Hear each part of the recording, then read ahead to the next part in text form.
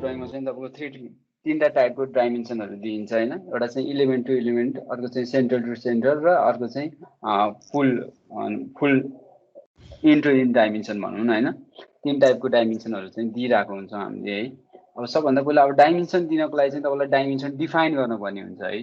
अब त्यसको लागि चाहिँ डाइमेन्सनको स्टाइल म्यानेजर भनेर हुन्छ है। अब त्यसको लागि चाहिँ कि तपाईँ एनोटेसनमा जानु पर्यो हैन, नभए चाहिँ डी भनेर सर्टकट है, सर्टकट डी दिनुस्। त्यसपछि तपाईँको डाइमेन्सन स्टाइल म्यानेजर भनेर आउँछ है। अब यहाँ चाहिँ अलरेडी तपाईँको करेन्ट डाइमेन्सन स्टाइल भनेर एउटा स्ट्यान्डर्ड छ हैन। यो स्ट्यान्डर्ड चाहिँ अब हामीले चाहिँ केमा गरेको छौँ भने युनिट चाहिँ अब युनिट के छ त्यो पनि आफूले हेर्नु पर्यो है। हाम्रो युनिट चाहिँ केमा छ भने इन्चेसमा दिएको छ, आर्किटेक्चरलको इन्चेसमा छ। त्यही भएर डाइमेन्सन पनि हामीले के छ त्यही युनिट मिलाउने हिसाबले चाहिँ काम गर्छौँ है। नत्र चाहिँ तपाईँको एनोटेसनमा गएर यो डाइमेन्सनको यहाँ सानो एरो जस्तो छ है, यसमा जानु सक्नुहुन्छ है। यसले पनि डाइमेन्सन स्टाइल म्यानेजर देखाउँछ। एउटा चाहिँ डी सर्टकट, अर्को चाहिँ तपाईँको यो ट्याब चेन्ज गर्नु हैन, एनोटेसनमा डाइमेन्सनको तपाईँको प्यानल छ है, त्यसमा एरो सानो एरो छ, यसलाई पनि क्लिक गर्नु भने एक्सटेन्ड हुन्छ है डाइमेन्सन। अब हामीलाई मानौँ कुनै एउटा नयाँ डाइमेन्सन स्टाइल डिफाइन गर्नु पर्यो हैन। अब तपाईँको जनरली अब अहिले वर्किङ ड्रइङ गरिराख्नु भएको छ भने अब 50मा ड्रइङ प्रिन्ट गरिराख्नु भएको छ भने चाहिँ अब 1:8 अथवा 1:50 अब इस्टुहरू लिँदैन, मैले अन्डर स्कोर राखेँ है। 1_50 स्केलको तपाईँले ड्रइङ बनाउँदै हुनुहुन्छ अरे है। भनेपछि यसले चाहिँ अब यो स्टार्ट विथ भन्छ हैन। अब मानौँ हामीलाई अरू कुनै अप्सन छैन अहिलेलाई, स्ट्यान्डर्ड नै जे छ त्यसबाटै डिफाइन गरौँ है, कन्टिन्यू गरौँ। न्यू लिनुहोस् हैन, त्यसपछि एउटा नाम दिएर त्यसमा जानुहोस्।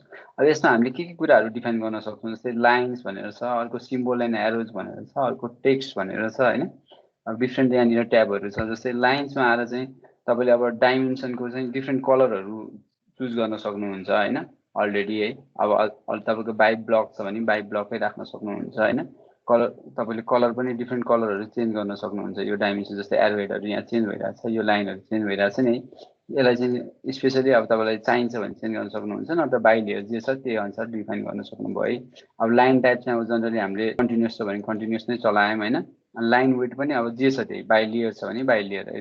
त्यो डाइमेन्सनको लागि हामीले छुट्टै अलरेडी लेयर डिफाइन गरिसकेको हुनाले चाहिँ यसलाई लाइन वेट चाहिँ बाई लेयर नै दिन सक्यौँ है। ठिक छ।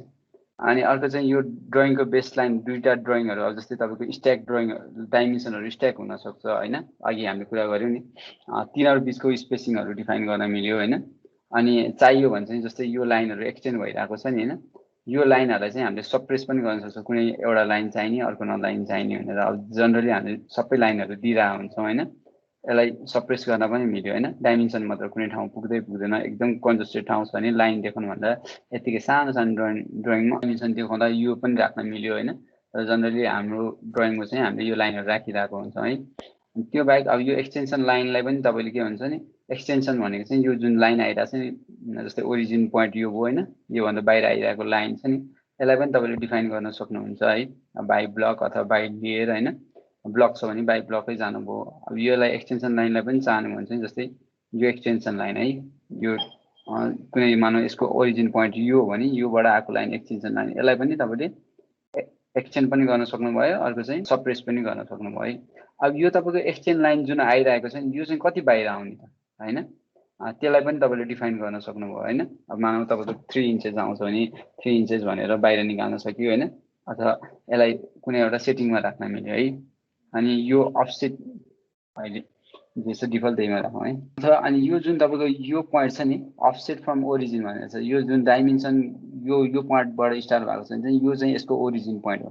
यो ओरिजिन पोइन्टबाट चाहिँ यसको अफसेट कति छ भनेर राखेको हो यो चाहिँ होइन। अब यसलाई कम पनि गर्न सक्छौँ, बढी पनि गर्न सक्छौँ। त्यो बाहेक अर्को अप्सन भनेको हामीले चाहिँ यसलाई फिक्स लेन्थहरू, जस्तै 1 इन्चको फिक्स लेन्थ दियो भने यो तपाईँको ओरिजिन यो डाइमेन्सन लाइनबाट दायाँ बायाँ 1 इन्च मात्र आयो होइन, त्योभन्दा बढी आएन भनेपछि यसलाई यो अनुसार चाहिँ हामीले फिक्स गर्न सक्यौँ। अनि अर्को आउँछ हामीले जस्तै यहाँनिर यो एरो हेडहरू दिइरहेको छ नि होइन, सिम्बल र एरो हेड कस्तो दिने भन्ने कुराहरू यसमा डिफाइन गर्न सक्छौँ होइन। जनरली अब हाम्रो ड्रइङमा हामीले धेरै जस्तो आर्किटेक्चरल टिकहरू चलाइरहेको हुन्छौँ है, आर्किटेक्चरल ड्रइङहरूमा। अनि प्लस लिडर नदिएर अब यसलाई चाहिँ डटहरू चलाइरहेको हुन्छौँ होइन, स्मल डट दिन सक्छौँ है। अब यो यदि हाम्रो एरो हेड छ भने चाहिँ एरो हेडको साइजहरू डिफाइन गर्न सक्यौँ। यदि हाम्रो डट छ भने डटको साइज कति हुनसक्छ, 1/2 इन्च 1 इन्च होइन, त्यो अनुसार चाहिँ यसलाई डिफाइन गर्न सक्यौँ है। 1/2 इन्च भने 1/2 इन्च होइन। यो चाहिँ हाम्रो डटरलाई डिफाइन गरेको हो है। सेन्ट्रल मार्क राख्ने कि नराख्ने भन्छ हैन। यो चाहिँ यसमा डिफ्रेन्ट अरू अप्सनहरु छ, यसलाई पनि काम गर्न सक्छ। अर्को भनेको चाहिँ अब मेन इम्पोर्टेन्ट कुरा भनेको चाहिँ तपाईको टेक्स्ट हो हैन। डिफ्रेन्ट टाइपको अब यो टेक्स्ट भनेको चाहिँ डाइमेन्सनको टेक्स्ट। डाइमेन्सनको टेक्स्टमा चाहिँ अब जनरल तपाईको डाइमेन्सनको एउटा चाहिँ टेक्स्टको टाइप आउने भयो, कुन टाइपको टेक्स्टहरु डिफ्रेन्ट टाइपको टेक्स्टहरु राख्न सक्ने हो, फन्ट स्टाइलहरु हैन। यो चाहिँ तपाईले स्टाइल म्यानेजरमा यसमा गएर चाहिँ टेक्स्ट स्टाइलको म्यानेजरमा गएर चाहिँ डिफ्रेन्ट टाइपको अब एरियल चलाउँछ भने एरियल नै राख्नु हैन। अथवा कसैलाई चाहिँ अब आर्किटेक्चरल स्टाइलको राख्छु म मेरो भने सिटी ब्लुप्रिन्ट वाला भन्ने अप्सन छ हैन, जुन चाहिँ तपाईको अब ह्यान्ड प्रिन्टेड वाला जस्तो भनौँ। अब जनरली हामीले 1:50 मा गर्छौं भने हाइट पनि त्यही अनुसार चाहिएको। जनरल अब अस्ति पनि कुरा गरिसकेका छौँ हामीले 6 इन्च हाइट राख्यौँ भने 50 को ड्रइङ छ भने है। अब यो बाहेक विथ फिक्टरहरु कहिलेकाहीँ एकदम सानो तपाईलाई ड्रइङ गर्दै जाँदाखेरि यो स्पेस नपुगेको जस्तो सानो डाइमेन्सन, अरु त हैन सेन्टर टु सेन्टर भन्दा नि इन टु इन दिँदाखेरि चाहिँ कहिलेकाहीँ थोरै स्पेसमा पनि डाइमेन्सन दिनुपर्ने हुन्छ। त्यतिखेर चाहिँ कुनै ड्रइङमा विथ फिक्टरहरु पनि चलाउनु पर्ने हुन्छ हैन। तर ठिक छ अहिले चाहिँ नचलाउनु भने के फरक पर्दैन हैन। अब यो चाहिँ तपाईको अलरेडी हामीले भित्रै डाइमेन्सन स्टाइलहरु दिइसक्यौं नि त हैन। त्यही भएर बाहिर एउटा अप्सन चाहिँ बाहिर पनि दिन सक्छौं, अर्को चाहिँ यो टेक्स्ट भित्रै गएर पनि डिफाइन गर्न सक्छौं है। त्यो बाहेक चाहिँ हामीले बाहिरबाट पनि दिन सक्छौं है। अनि अर्को चाहिँ के गर्न सक्छ भने यो जुन तपाईको टेक्स्ट छ नि हैन, यो टेक्स्टलाई चाहिँ तपाईले कुनै एउटा फ्रेम बनाएर पनि राख्न सक्नुहुन्छ है। यो फ्रेमलाई अप्सन गरेपछि यसको वरिपरि फ्रेम पनि बन्न जान्छ है। अब जनरली हामीले डाइमेन्सन दिँदाखेरि चाहिँ यो सेन्टरमा भन्दा पनि अबुकमा राख्छौं है। होरिजेन्टलको है यो चाहिँ सेन्टरमा भयो हैन, नत्र अबुकमा राख्छौं है। टेक्स्टहरुलाई चाहिँ के गर्छौं अलाइन गरिरहेको हुन्छौं। जस्तै किनभने ड्रइङ रिड गर्नलाई अस्ति तपाईहरुले सिकाइसक्नु भएको होला ड्राफ्टिङहरुमा अथवा वर्किङ ड्रइङहरुमा सिकाउनु भएको होला। ड्रइङहरुलाई रिड गर्दाखेरि चाहिँ हामीले अलाइनमा बसेर हेर्छौं नि हैन। त्यही भएर ड्रइङलाई चाहिँ सधैँ अलाइनमेन्टमा राख्छौं है, अलाइन डाइमेन्सन गर्छौं। अनि यसको डाइमेन्सनबाट चाहिँ यसको अफसेट कहिले एकदम टाँसिएर आएको जस्तो हुन सक्छ नि त। भनेपछि यसको अफसेट कति लिने डाइमेन्सनबाट लाइनबाट भने चाहिँ त्यो टेक्स्ट र डाइमेन्सन बीचको अफसेट हो है। अब यो चाहिँ यसलाई पनि डिफाइन गर्न सक्नुहुन्छ है यसमा चाहिँ। अर्को चाहिँ तपाईको फिट भनेर छ हैन। अब यसमा धेरै कुरा चाहिँ युज हुँदैन हैन। अब युज धेरै अब धेरै जस्तो कुरा चाहिँ अब डिफ्रेन्ट टाइपको टेक्स्ट स्टाइलहरु चाहिँ हामीले डाइमेन्सन स्टाइलहरु डिफाइन गरेर चलाइरहेको हुन्छौं। तर कहिलेकाहीँ चाहिँ के चाहिन्छ भने तपाईको जस्तै साइड अब साइड प्लानहरु बनाउनु भएको छैन कतिजनाले हैन। साइड प्लानहरु बनाउनु भयो भने कुनै डाइमेन्सन एटलिस्ट बिल्डिङको साइडमा बनाउँदाखेरि साइडको बिल्डिङको डाइमेन्सन एउटा छ भने ओभरअल साइड रिडिङ गर्दाखेरि अलिकति हाइलाइट होस् भन्नाले चाहिँ त्यो डाइमेन्सन चाहिँ अलिकति ठुलो होस् भन्ने हिसाबले चाहिँ रिड गर्न खोज्छौं हैन। त्यतिखेर चाहिँ हामीले चाहिँ कुनै नयाँ स्केलिङ गर्दाखेरि चाहिँ यो ओभरअल स्केललाई चाहिँ अलिकति युज गर्न सक्छौं। जस्तै 1 टाइम्स छ भने यसलाई 2 टाइम्स 3 टाइम्स गरेर चाहिँ डिफाइन गर्न सक्छौं। त्यो भने चाहिँ तपाईको टेक्स्ट मात्र हैन कि तपाईको डाइमेन्सनमा अघि हामी जुन एरो हेड ल्याएको थियौं टिक मार्क बेस लाइनहरु ओभरअललाई नै यसले चाहिँ स्केलिङ गरिदिन्छ है। त्यही भएर कहिलेकाहीँ हतारमा कुनै काम गर्नु पर्यो भने चाहिँ यो तपाईको ओभरअल फिटमा गएर चाहिँ काम गर्न सक्यो है। कहिलेकाहीँ देखिदैन नि, तपाईले जुम गरेर कुनै पोर्सनलाई मात्र देखाउन पर्यो भने सानो देखाउन पर्ने हुन्छ हैन। ठूलो प्लानिङमा एउटा रुमको मात्र डाइमेन्सन देखाउन पर्यो भने चाहिँ तपाईको ड्रइङ डाइमेन्सनलाई त्यो त्यसको स्केलमा सानो अथवा ठूलो पार्न पर्ने हुन्छ। त्यतिखेर चाहिँ तपाईको सबै डिफाइन इन्डिभिजुअल अर्को डाइमेन्सन स्टाइल डिफाइन गर्न भन्दा 8 डाइमेन्सन स्टाइल भित्र आएर चाहिँ यो ओभरअल स्केललाई चाहिँ चेन्ज गर्न सक्नुहुन्छ है। अब प्राइमरी युनिट अब चाहिँ अघि हामीले ड्रइङ युनिटको कुरा गरेको थियौं। ड्रइङ युनिट हाम्रो इन्चेसमा भएको हुनाले चाहिँ यसमा आएर प्राइमरी युनिट पनि हाम्रो के हुने भयो आर्किटेक्चरल नै हुने भयो हैन। अब प्रिसिजन चाहिँ अब जनरली हामीले एकदम प्रिसाइज छ भने चाहिँ हाफ इन्चेसहरु पनि लिइरहेको हुन्छ हैन, नत्र 0.0 इन्चमा राखेर पनि काम गर्न सक्छौं है। अब हाफ इन्चेस आउँदाखेरि डाइमेन्सन अघि भनेको थियौ नि एलिमेन्ट टु एलिमेन्ट लिँदाखेरि तपाईसँग थोरै स्पेस हुन्छ अनि हाफ इन्चेसले गर्दा अलिकति डिस्टर्बिङ हुन सक्छ हैन। अब त्यही पनि फिल्डमा काम गर्दा हाफ इन्चसम्मलाई नेग्लेक्ट गरेर 0.0 इन्चमा पनि काम गर्न सकिन्छ है। यसमा चाहिँ कुराहरु चाहिँ यही नै हो। अनि यो बाहेक अल्टरनेटिभ युनिट कहिलेकाहीँ चाहिँ तपाईलाई रिड गर्नलाई सजिलो होस् भनेर चाहिँ के हुन्छ नि कुनै फिल्डमा चाहिँ कसैलाई चाहिँ अब फिट सजिलो लागिरहेको हुन्छ, कसैलाई मिलिमिटर सजिलो लागिरहेको हुन्छ नि। त्यो बाहेक चाहिँ हामीले चाहिँ के गर्न सकिन्छ नि दुईटै युनिटहरु मिलिमिटरको पनि दिन सकिने हैन अनि तपाईको डेसिमललाई पनि दिन मिल्यो अनि तपाईको आर्किटेक्चरल स्टाइललाई पनि दिन मिल्यो है। दुईटैलाई चाहिँ 50 इन्चेसलाई पनि दिन मिल्यो एमएम लाई पनि दिन मिल्यो हैन। त यसमा चाहिँ तपाईको मल्टिप्लायर युनिटले चाहिँ काम गर्ने हो है। अब 25.4 चाहिँ हाम्रो मल्टिप्लायर युनिट कसरी भएको भन्ने तपाईँलाई थाहा होला किनभने 1 इन्चेस इक्वल टु 25.4 मिलिमिटर भनेर हामीले पढेको छौँ नि त होइन त्यो अनुसार चाहिँ यसको यो अटोमेटिकली यसलाई कन्भर्ट गरेर चाहिँ यो फर्मलाई लगिदिन्छ है अब जनरली यो त्यति धेरै युज त भएको हुँदैन तर कहिले काहीँ कुनै कन्डिसनमा तपाईँले आफैलाई पनि रिड गर्न सजिलो कन्फ्युजन हुन्छ भने चाहिँ यसलाई युज गर्न सक्नुहुन्छ है बेसिकली हामीले डिफाइन गर्ने भन्ने कुराहरू चाहिँ यति नै हो होइन एउटा लाइन टाइपलाई डिफाइन गर्छौँ यसमा चाहिँ लेयरको कुराहरू बढी आउँछ होइन डिफ्रेन्ट टाइपको लाइनहरू अनि अनि तपाईँको एक्सटेन्सनको फिक्स लेन्थहरू राख्ने हो कि त्यो कुराहरू चाहिँ यसमा डिफाइन गर्दै जान सक्यौँ है अनि अर्को भनेको चाहिँ तपाईँको सिम्बल र एरोज भन्ने नि अब कसैले कुनै ड्रइङमा तपाईँको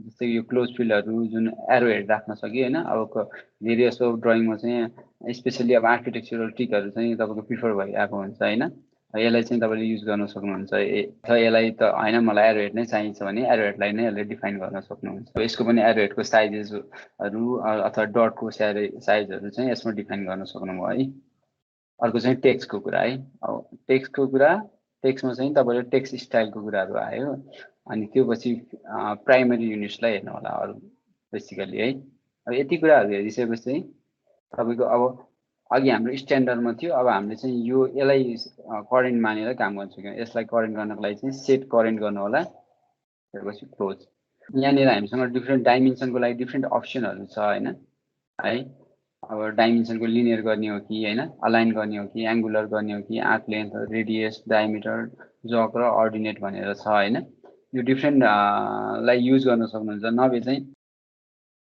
लिनियर गर्नु पऱ्यो भने चाहिँ डिएलआई भनेर कमान्ड छ होइन तपाईँको डिएलआई डाइरेक्ट युज गर्न सक्नुहुन्छ अथवा यहाँबाट ड्रप डाउन गरेर कहाँदेखि कहाँसम्म जस्तै इन्टु इन्ट भने तपाईँको इलिमेन्ट टु इलिमेन्ट भने सबभन्दा पहिला यसलाई 12 1 फिट भनेर आयो होइन अब यसलाई अब सबभन्दा पहिला यसलाई चाहिँ हामीले केमा लानु पऱ्यो डाइमेन्सनको हामीले एउटा लेयर बनाएको छौँ नि त होइन अब यसलाई नै set current direct set current गर्न पनि सक्छौँ मेक करेन्ट गर्न पनि सक्छौँ होइन नभए चाहिँ माथि गएर ड्रप डाउन गरेर डाइमेन्सनकोमा जानु पऱ्यो है अब यसलाई चाहिँ जस्तै यही लाइन गरिसकेपछि अर्को तपाईँ इन्डिभिजुअल लाइन दिनु पर्यो यो डाइमेन्सन अब यसको स्पेसिङ अलिकति कम आएको छ हाम्रो होइन अब यसको स्पेसिङ बढाउनु पऱ्यो भने फेरि डी गरेर डाइमेन्सनमै जान सक्नुहुन्छ होइन सिलेक्ट गरेर यसलाई मोडिफाई गर्ने है अघि हाम्रो टेक्स्टको स्पेसिङ भनेर हेरेको थियौँ नि यो अफसेट कति लिने टेक्स्टबाट होइन 1 इन्चेस लियो भने ओके गर्नु अटोमेटिक यसको स्पेसिङ बढ्यो है अब यो चाहिँ हाम्रो डाइमेन्सन त्यो अहिले टेक्स्ट स्टाइल ल्याएको हुनाले चाहिँ यस्तो आएको होइन